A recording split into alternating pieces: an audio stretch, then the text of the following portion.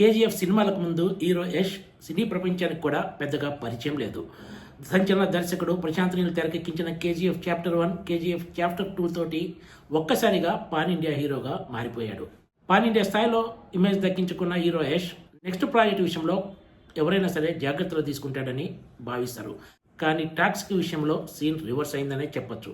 Toxic cinema చూసిన ప్రేక్షకులు ఎవరైనా సరే హీరో యష్ అసలు ఈ సినిమా ఎందుకు ఎలా ఒప్పుకున్నాడు అని ఫీల్ అవ్వకపోతే ఆశ్చర్యమే అని చెప్పాలి. ఎందుకంటే ఈ సినిమా అంత దారుణంగా ఉంది. మరి ఎందుకంటే టాక్సిక్ సినిమాలో అసలు కథ లేదు, ఏమీ లేదు. ఈ సినిమా గురించి 3 ముక్కల్లో చెప్పాలంటే బుల్లెట్ల వర్షం, మందు వర్షం, హీరోయిన్ల వర్షం. అసలు హీరోయిన్లు ఎందుకు వస్తారో ఎందుకు పోతారో ఎవరికి అంతు చిక్కదు కూడా. హీరో యష్ అసలు ఎందుకు దర్శకురాలు గీతూ మోహన్ దాస్ కు ఈ సినిమా ఛాన్స్ ఇచ్చారో ఎవరికి అర్థం కాదు. సినిమా చూసిన ప్రేక్షకులందరికీ ఇదే ఫీలింగ్ కలుగుతుంది. అసలు కథ లేని ఈ టాక్సిక్ మూవీని ఏకంగా 3 గంటల 14 నిమిషాలు లాగించటమే మరో విశేషం. ఈ సినిమాలో కాస్తో కూర్చో హీరో యష్ తర్వాత మంచి పాత్ర దక్కిందంటే నయనతారకే. కియారా అద్వానీ పాత్రకు ఎమోషన్స్ జోడించినా కూడా అవి పెద్దగా వర్కౌట్ కాలేదు. ఇతర హీరోయిన్లు రుక్మిణి వసంత్, తారా సుతారియా, హ్యూమా కురేషి పాత్రలు చాలా రొటీన్ గానే ఉంటాయి. ఈ సినిమాలో హీరో యష్ అక్కగా నయనతార కనిపిస్తుంది.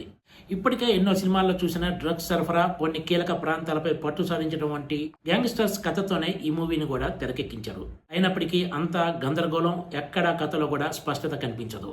3 గంటలకు పైగా ఉన్న ఈ సినిమాలో కేవలం 4-5 చోట్ల మాత్రమే సంభాషణలు ఒకంత ఆకట్టుకునేలా ఉంటాయి. మిగిలిన సినిమా అంతా బోరింగ్ అనే సాగుతుంది.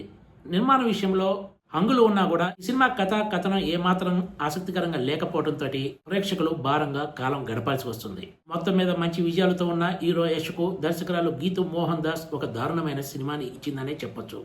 ఈ మూవీ ట్రైలర్ తో పాటు అంతకు ముందు వీడియోలో చూపించిన విధంగానే ఈ సినిమాలో మితిమీరిన హింస, శృంగార సన్నివేశాలు ఉన్నాయి.